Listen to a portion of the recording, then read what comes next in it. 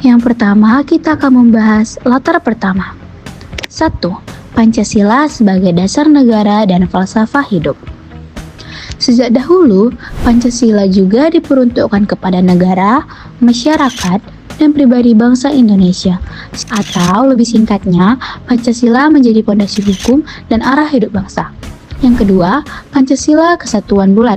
Apa sih maksud dari kata kesatuan bulat? Pengertian dari kata kesatuan bulat dari Pancasila ini ialah berarti bahwa sila yang satu meliputi dan menjiwai sila-sila yang lain.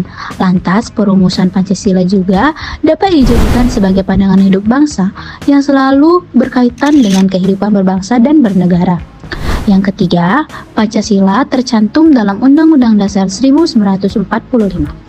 Seperti yang kita ketahui, bahwa Pancasila itu juga merupakan dasar negara Indonesia, yang berarti dasar dari hukum tertinggi di Indonesia atau sumber dari segala sumber hukum di Indonesia. Hal ini terdapat pada Undang-Undang Dasar 1945 yang merupakan naskah proklamasi Indonesia. Dan yang terakhir adalah Pancasila sebagai panduan hidup bangsa. Nah teman-teman, untuk poin yang keempat ini, sebagai warga negara yang baik dan bertanggung jawab, seharusnya masyarakat mengikuti dan mematuhi Pancasila. Karena seperti yang sudah saya jelaskan sebelumnya, bahwa Pancasila adalah sumber dari segala sumber hukum atau dasar negara yang harus dipatuhi.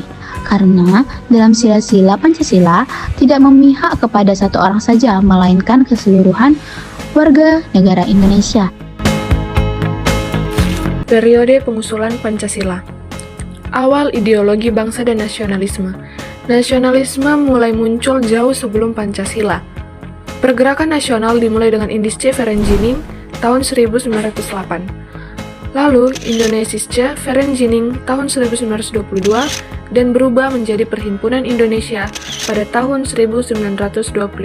Sumpah Pemuda pada tanggal 28 Oktober tahun 1928 menjadi momen penting pemersatu dan perumusan identitas bangsa Indonesia. Pembentukan BPUPKI dan sidang pertama. BPUPKI dibentuk Jepang pada tanggal 29 April tahun 1945 tanpa intervensi Jepang dalam pembahasan. Sidang pertama berlangsung pada tanggal 29 Mei sampai 1 Juni tahun 1945, dipimpin Dr. Rajiman Wedyo Diningrat dengan 60 anggota. 4 tokoh utama mengusulkan dasar negara. 1. Insinyur Soekarno. 2. Muhammad Yamin. 3. Ki Bagus Hadikusumo. 4. Supomo. Usulan yang dipilih adalah dari Soekarno dengan 5 asas: nasionalisme, internasionalisme, mufakat dan demokrasi, kesejahteraan sosial, dan ketuhanan yang berkebudayaan. Piagam Jakarta atau yang biasa disebut Jakarta Charter. Rapat gabungan BPUPKI tanggal 22 Juni tahun 1945 merumuskan calon hukum dasar yang dikenal sebagai Piagam Jakarta. Piagam Jakarta menjadi naskah awal pernyataan kemerdekaan Indonesia. Rumusan Pancasila pada alinea keempat Piagam Jakarta. 1. Ketuhanan dengan kewajiban menjalankan syariat Islam bagi pemeluknya. 2. Kemanusiaan yang adil dan beradab. 3. Persatuan Indonesia. 4. Kerakyatan yang dipimpin oleh hikmat kebijaksanaan dalam permusyawaratan perwakilan. 5. Keadilan sosial bagi seluruh rakyat Indonesia. Peristiwa menjelang kemerdekaan dan pembentukan PPKI. Yang pertama, pada tanggal 6 Agustus tahun 1945, kota Hiroshima dibom oleh sekutu. Pada tanggal 7 Agustus tahun 1945, Jepang mengumumkan pembentukan Panitia Persiapan Kemerdekaan Indonesia atau PPKI yang akan dilantik pada tanggal 18 Agustus tahun 1945 dan mulai bersidang pada tanggal 19 Agustus tahun 1945. Di tanggal 9 Agustus tahun 1945, kota Nagasaki dibom oleh sekutu. Periode pengesahan Pancasila. Pancasila dasar negara dan pembukaan Undang-Undang Dasar 1945 tidak dapat dipisahkan, baik dalam proses perumusan dan pengesahan. Sejarah perumusan dan pengesahan Pancasila, Dasar Negara dan pembukaan Undang-Undang Dasar 1945 secara kronologis yaitu pada 15 Agustus 1945, Jepang secara resmi menyerah tanpa syarat kepada sekutu. Kedua, pada 16 Agustus 1945, terjadi peristiwa Rengas Dengklok. Terjadinya peristiwa penculikan Soekarno dan Hatta ke Rengas Dengklok oleh para pemuda karena para pemuda tanggap akan situasi politik dunia pada saat itu.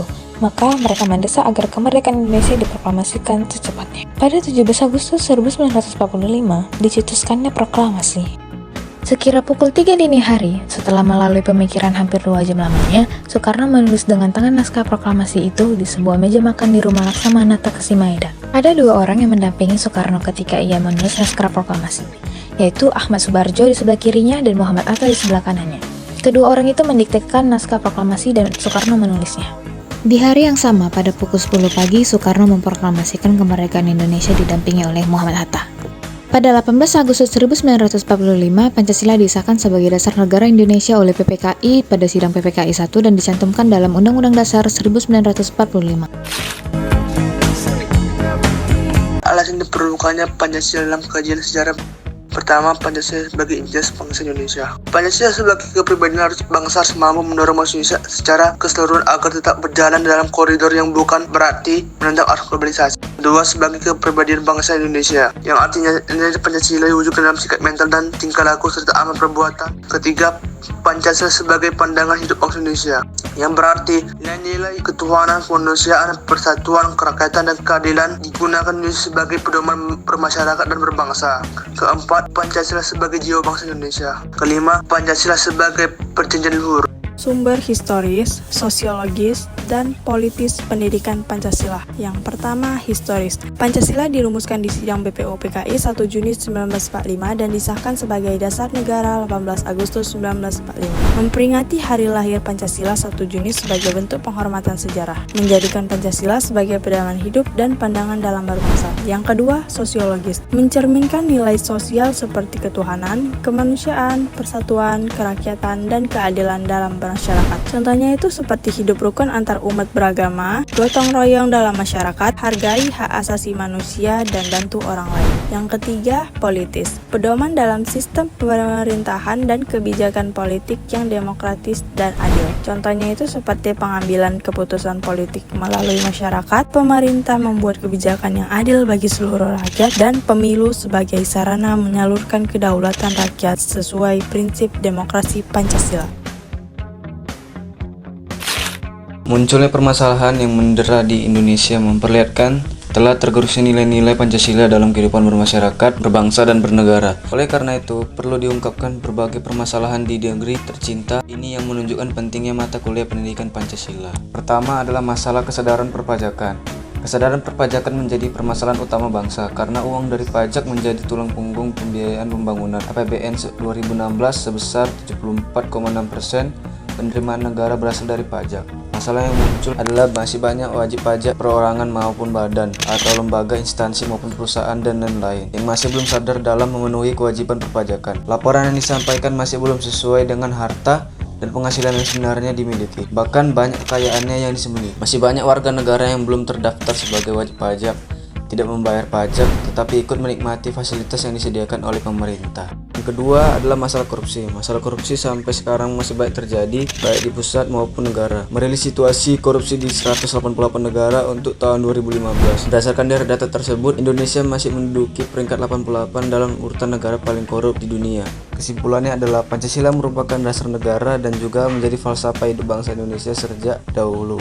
Pancasila juga diperuntukkan kepada negara, bermasyarakat, dan pribadi bangsa Indonesia. Sila-sila Pancasila itu tidak terlepas satu sama lain, melainkan satu kesatuan yang bulat, baik dalam fungsi dan kedudukannya sebagai dasar negara, maupun sebagai falsafah hidup bangsa. Pengertian dari kata kesatuan daulat dari Pancasila ini ialah berarti bahwa sila yang satu meliputi dan menjiwai sila-sila yang lain. Sila-sila Pancasila itu tidak statis akan tetapi dinamis, dengan gerakan-gerakannya yang positif dan serasi, karena ketatanegaraan akan selalu berkaitan dengan tata negara. Karena tata negara merupakan pengatur kehidupan bernegara yang menyangkut sifat, bentuk, tugas negara dan pemerintahannya. Karena banyak peristiwa-peristiwa penting yang terjadi, yaitu seperti krisis-krisis yang menimpa bangsa-bangsa dan negara. Sebagai reaksi terhadap gejolak kehidupan bangsa, tampak tonjol satu atau beberapa sila saja. Pancasila sangat berperan untuk keutuhan negara. Dengan kelima sila tersebut, kehidupan masyarakat akan lebih terarah.